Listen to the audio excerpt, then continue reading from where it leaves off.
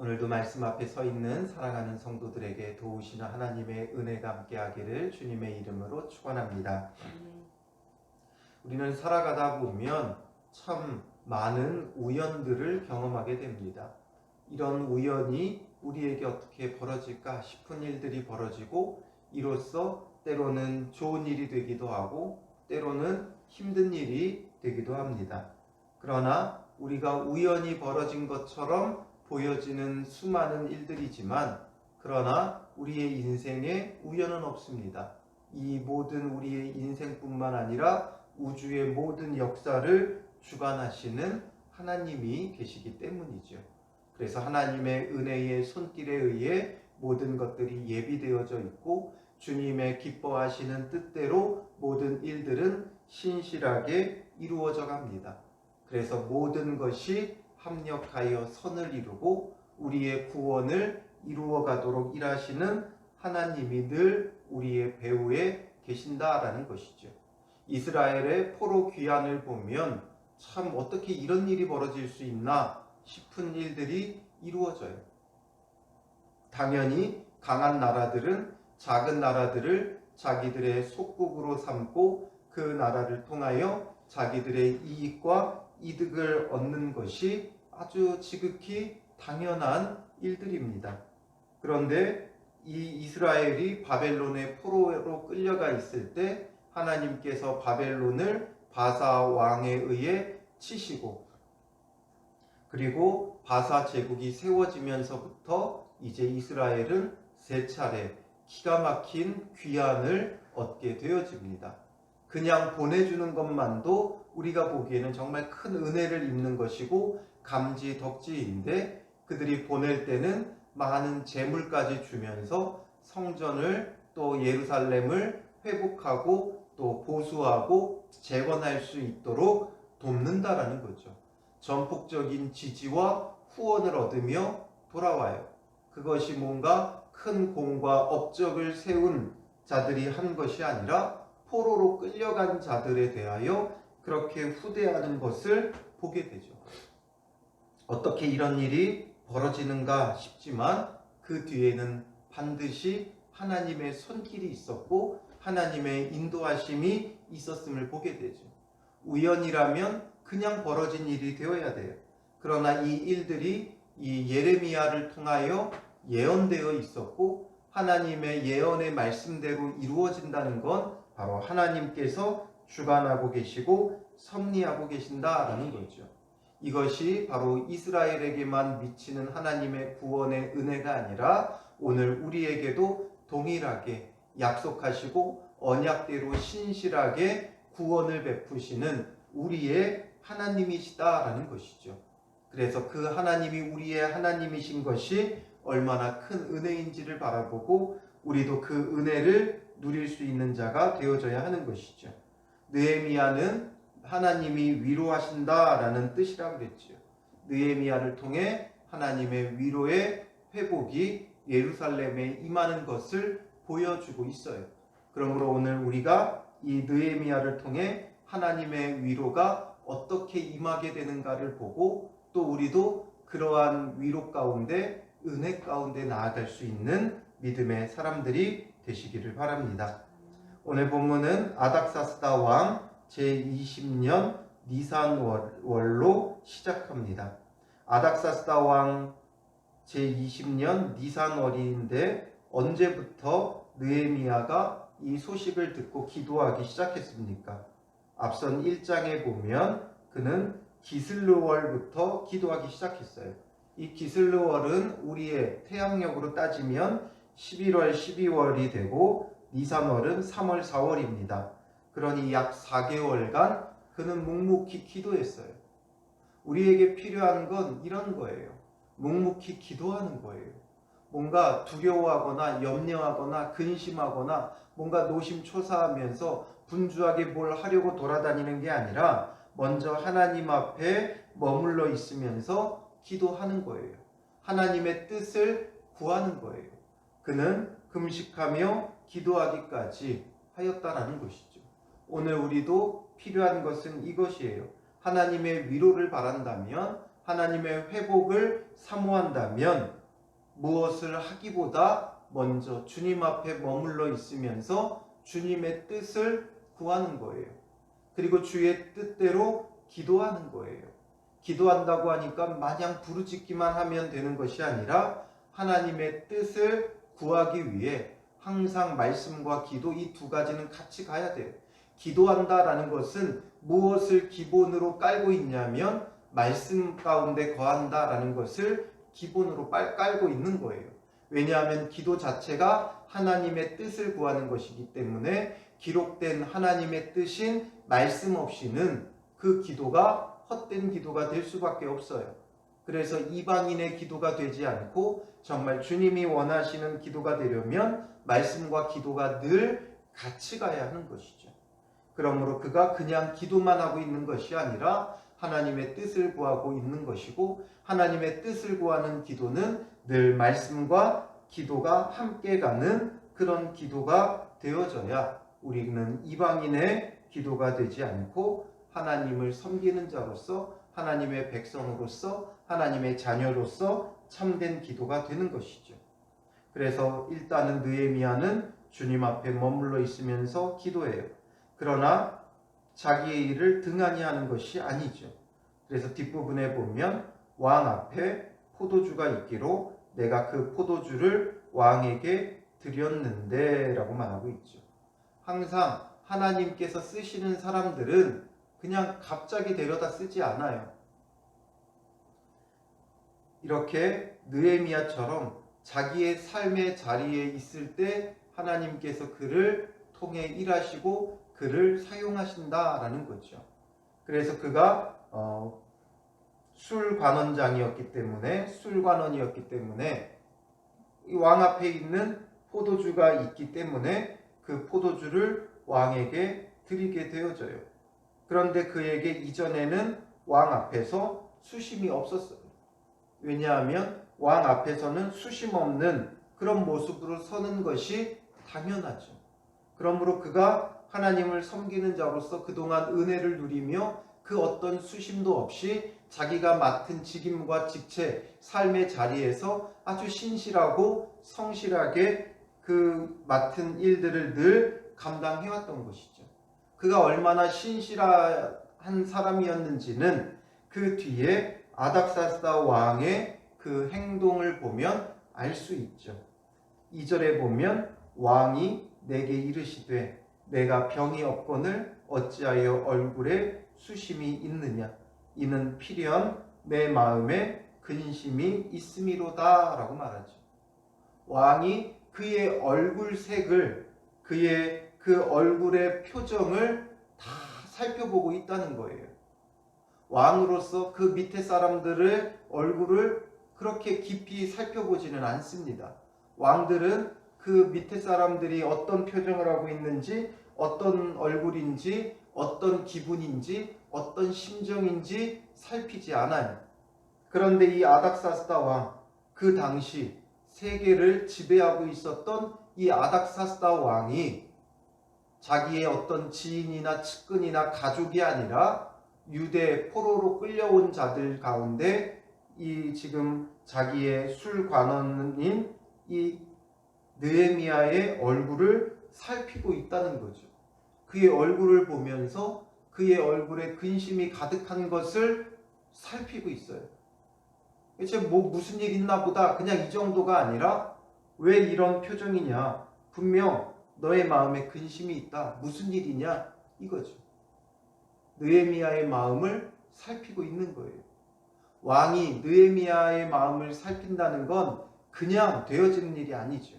느헤미야가 그동안 얼마나 신실했고 얼마나 성실했고 그리고 왕에게 얼마나 득이 되는 존재였는가가 여기서 보여지는 거예요.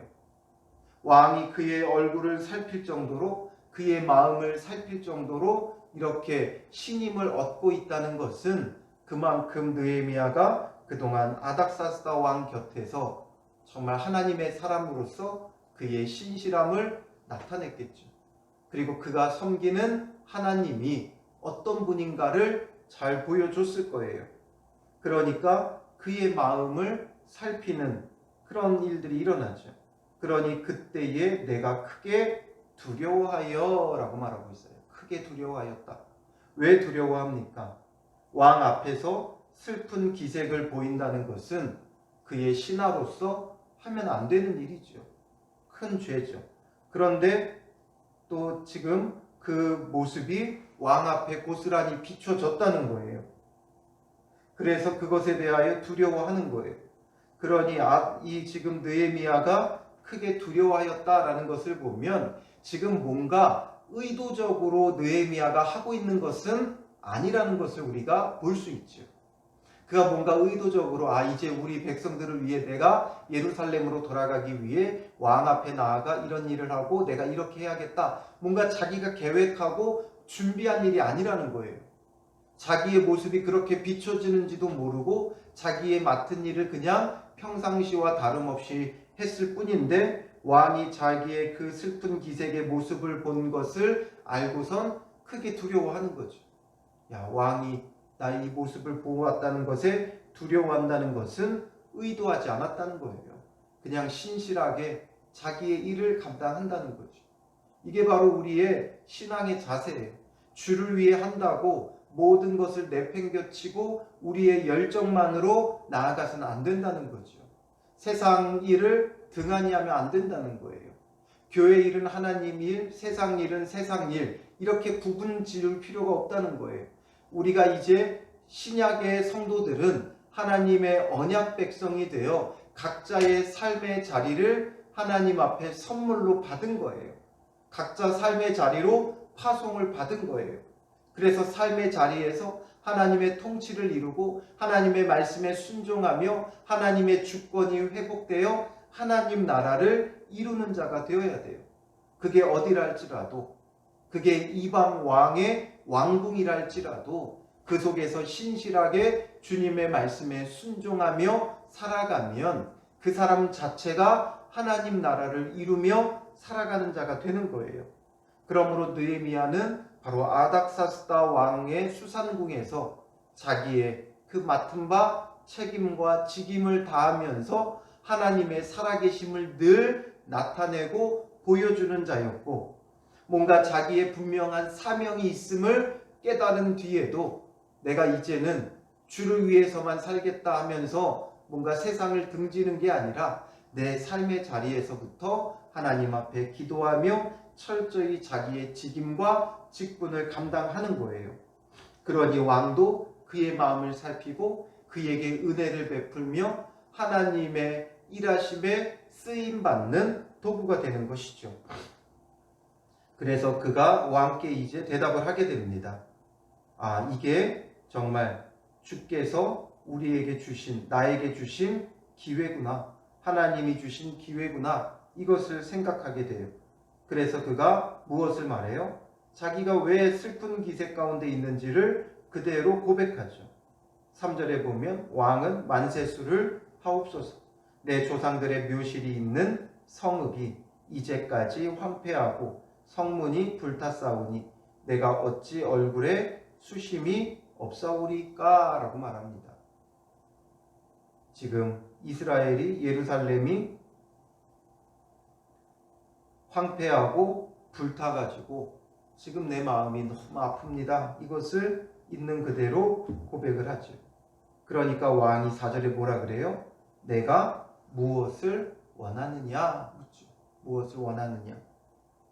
그때 느헤미야는 곧 하늘의 하나님께 묵도하고, 이 짧은 순간에 느헤미야는 하나님께 묵도했다, 기도하고 있다라는 것이죠. 왜 기도합니까? 이 짧은 순간에 이게 정말 하나님이 주신 기회구나, 이것을 생각한 거예요. 그러니까 먼저 기도부터 하는 거예요. 야, 좋은 기회가 왔다 하면서 덥석 빨리 이거 이렇게 해주세요 말하는 게 아니라, 아무리 좋은 기회가 왔어도 왕이 무엇을 원하는지 물어도 그는 하나님 앞에 기도하는 게 우선이었어요. 하나님 앞에 그 짧은 순간에 기도하면서 하나님의 도우심을, 하나님의 은혜를, 하나님의 지혜를 구하고 있는 거예요. 그러니 이것이 바로 그가 갑자기 되어지는 게 아니죠. 매일 매 순간마다 기도하는 심정으로 하나님의 도우심을 구하며 매일 매 순간순간을 보내는 자였던 거예요. 우리가 하지 않던 것 갑자기 하지 않습니다. 늘 준비되어 있어야 되고 늘 훈련되어 있어야 돼요. 우리의 모든 일들의 매사에 매 순간순간마다 기도하는 마음으로 감당하는 그런 믿음의 삶이 필요한 것이죠. 그러니까 그것으로 훈련되었던 느헤미야는 왕이 무엇을 원하는지 구할 때 당장 자기의 욕심대로 원하는 대로 구한 것이 아니라 하나님께 묵도했다, 기도했다라는 거예요. 왕에게 구하는 것조차도 내 마음대로 내 임의대로 구하면 안 돼요. 우리 가끔 그럴 때 있죠. 누가 당신의 소원 3가지가 있다면 어떤 게 소원입니까? 이런 걸 물어볼 때가 있어요. 그냥 가끔 당신의 지금 가장 최고의 소원 1가지만 얘기해 보세요. 뭐 2가지만 얘기해 보세요. 이게 실제로 되어지는 일은 아니지만 그런 말만 들어도 굉장히 기분이 좋잖아요. 뭘 말해야 될까? 내 소원, 무엇을 이야기해야 될까? 그러면서 막 복잡한 심정이 듭니다. 그 당시에 가장 필요한 것, 또 그뿐만 아니라 그 필요한 걸 영원토록 누릴 수 있는 방법이 무엇일까? 그러면서 막 고민하게 되고 그 기쁜 마음 가운데 생각하게 되어져요. 그런데 지금 느헤미야는 왕이 묻고 있어요. 왕이 묻고 있다는 것은 그렇게 해주겠다라는 것이 어느 정도 깔려 있는 것이죠. 그러니까 그가 하나님 앞에 묵도하며 기도하며 하나님께 무엇을 구하여야 할지를 아마 묻고 있었을 거예요. 그러니까 짧은 순간에 기도하면서 그가 무엇을 대답합니까? 5절에 보면 왕이 만일 좋게 여기시고 종이 왕의 목전에서 은혜를 얻었사오면 나를 유다 땅 나의 조상들의 묘실이 있는 성읍에 보내어 그 성을 건축하게 하옵소서 말하고 있습니다. 그 성을 건축하게 하옵소서. 무너진 성을 건축할 수 있도록 나를 보내주십시오 말하고 있죠. 사실 이 성을 건축한다는 건 어찌 보면 왕에게 반역처럼 느껴질 수도 있어요. 왕의 통치를 받고 있는 이 이방 민족이 속국이 자기의 성을 건축하겠다라는 것은 이제 우리나라를 만들겠다, 우리의 왕국을 세우겠다, 사실 그런 마음이잖아요. 그런데 이렇게 말할 수 있었던 것은 그가 하나님 앞에 기도하며 구했던 것이고, 그리고 그 기도의 응답으로 이런 자리가 주어졌기 때문에 또한 하나님 앞에 기도하면서 주님께서 이 마음을 주셨을 거예요. 그러니까 담대히 그 성을 건축하게 해달라 말하죠. 그때의 6절에 보면 왕후도 왕 곁에 앉아 있었더라. 갑자기 왜 이 말이 여기에 등장하는지 문맥에 어울리지는 않아요. 왜 갑자기 왕후가 곁에 있다고 기록했을까? 그건 왕후가 있다는 건 이 자리가 어떤 사적인 식사 자리다라는 걸 보여주죠. 왜냐하면 왕후는 왕이 어떤 정치 어떤 일들을 할 때는 그 곁에 있지 않아요.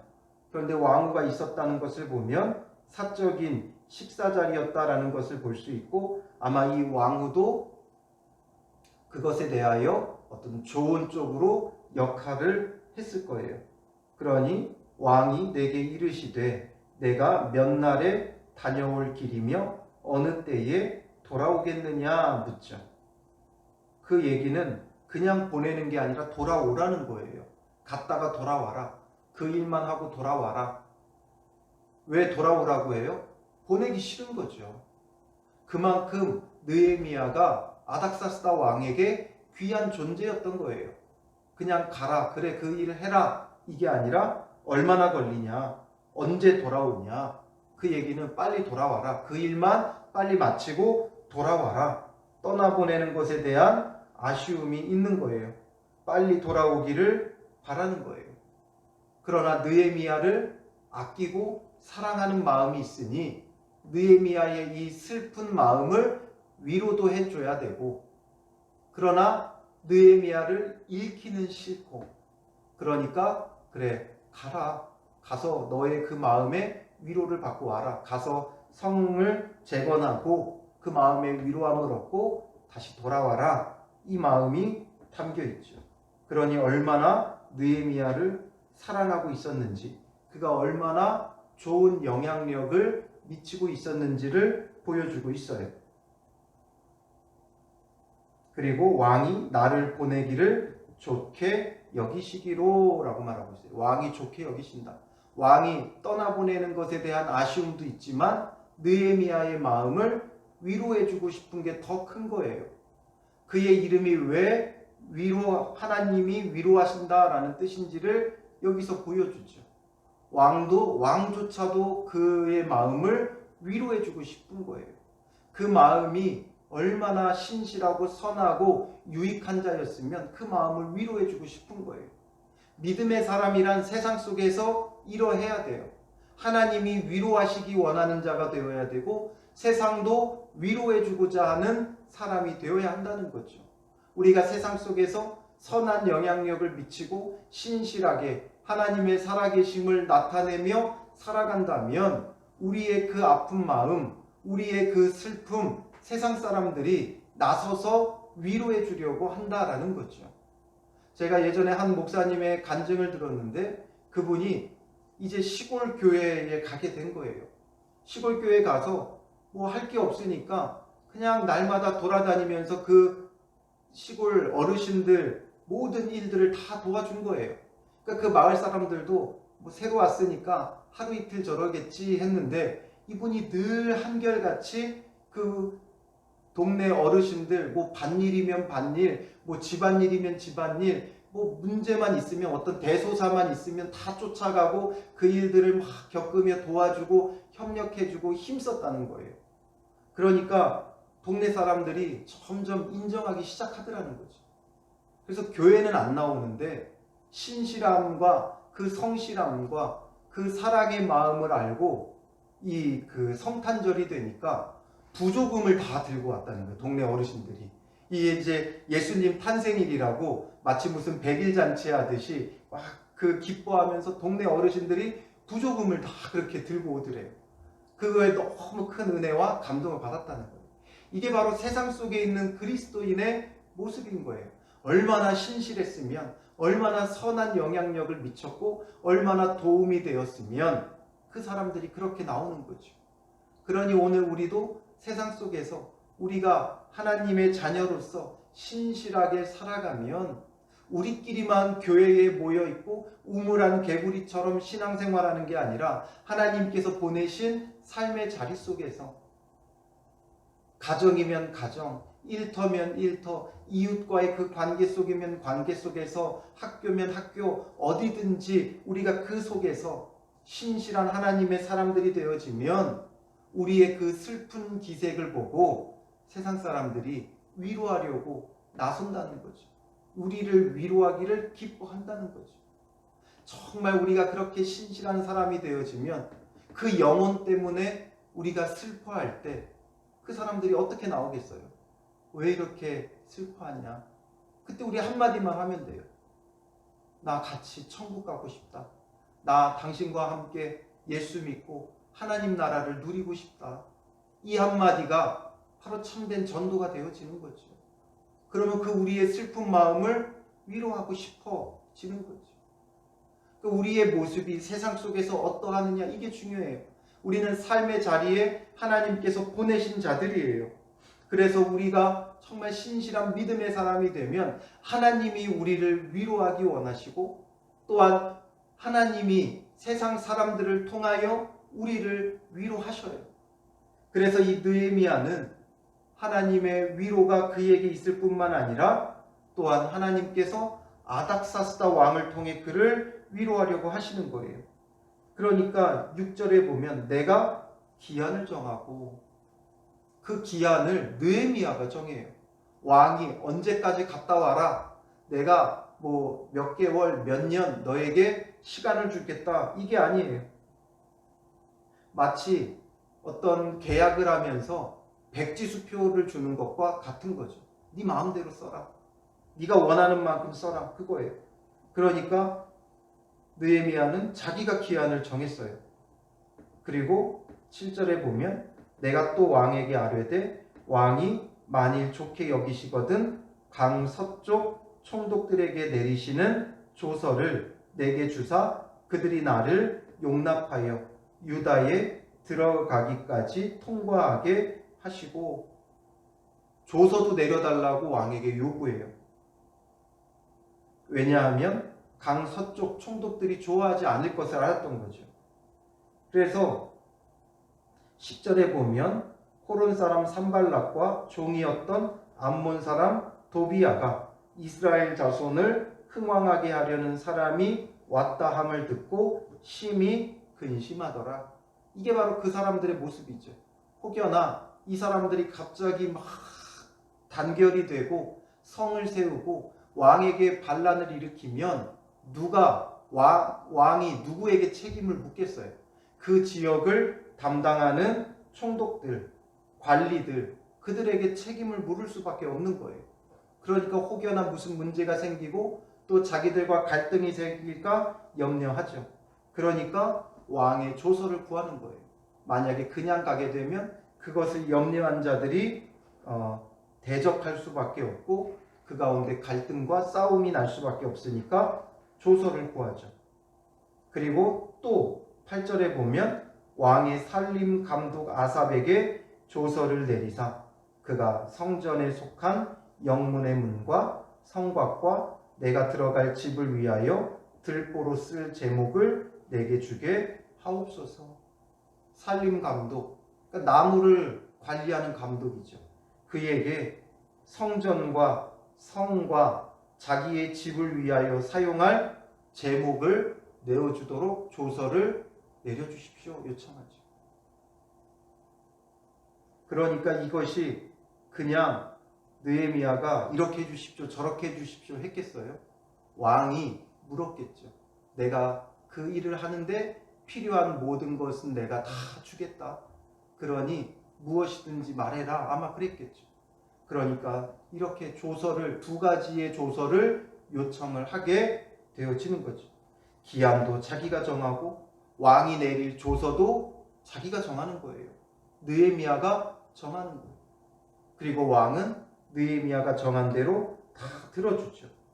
그래서 8절 마지막에 보면 내 하나님의 선한 손이 나를 도우심으로 왕이 허락하고, 결국 왕이 결정권자가 아니라 누가 결정권자라는 거예요? 하나님이시라는 거죠. 하나님의 선한 손이 나를 도우니까 왕이 허락했다. 결국 하나님의 손에 있는 거예요. 하나님이 허락하셔야 왕도 허락하는 거예요. 하나님이 허락지 아니하시면 왕도 허락지 않는 거예요.